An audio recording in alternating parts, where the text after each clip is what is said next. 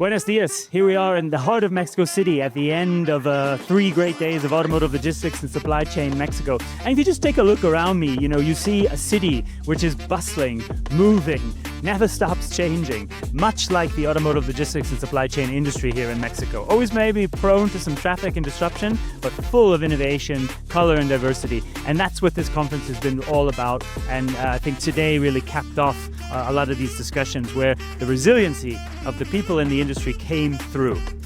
We talked about technical things such as connecting the supply chain, improving visibility. We had a great example from Gabriela Carta Figuera from Volkswagen de Mexico on building an outbound control tower and connecting the whole ecosystem together to gain better visibility and be more predictive. And of course, we saw some of the gaps. Sometimes it's a challenge to connect suppliers and logistics providers. Maxim Serov from Benteler pointed out that Mexico has a lower EDI connectivity level than in the US. So he called on providers and suppliers to work with Benteler and to work together to connect, to use low-cost web-based solutions, be less Excel-based and more automated. That will help us get to the next level of digitalization and automation. So, these kind of ways of optimizing the supply chain are really important here, as are dealing with the continuing shifts and changes of the supply chain. We know that with USMCA renegotiations coming up, with the tariffs, of course it changes the picture a little bit, but there's a lot of emphasis on improving localization and sourcing here in Mexico.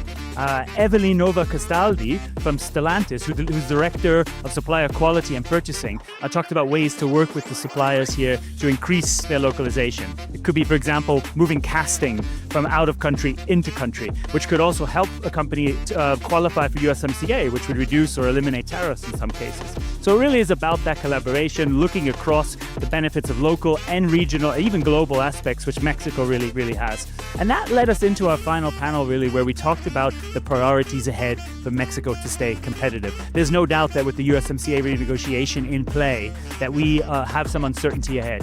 Lisetta Gracida from Toyota talked about how we will have challenges if we have to increase the local content much more. It's a very strict one already. But that's why the voice of the industry will be very important, and to try and speak with one voice to government. But she was still very optimistic that we would keep a close alignment with the US and North America, and if we can encourage investment in infrastructure and energy and digitalization, Mexico will become even more competitive.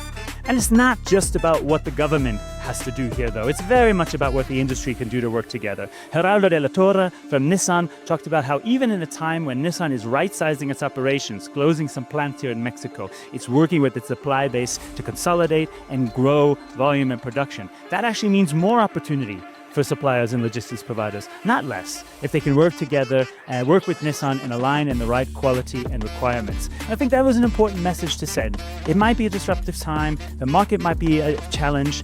Even when we have to make tough decisions, the supply chain can really play a critical role in keeping Mexico competitive. That's the message we're going to take out of 2025 as we look ahead to the year, to these big changes. We're going to be covering all of that at Automotive Logistics. You'll find more highlights from the event, from our red sofas, from videos and articles, as we build ahead to November 2026, where we'll be right here in Mexico City for the next conference there. We look forward to seeing you.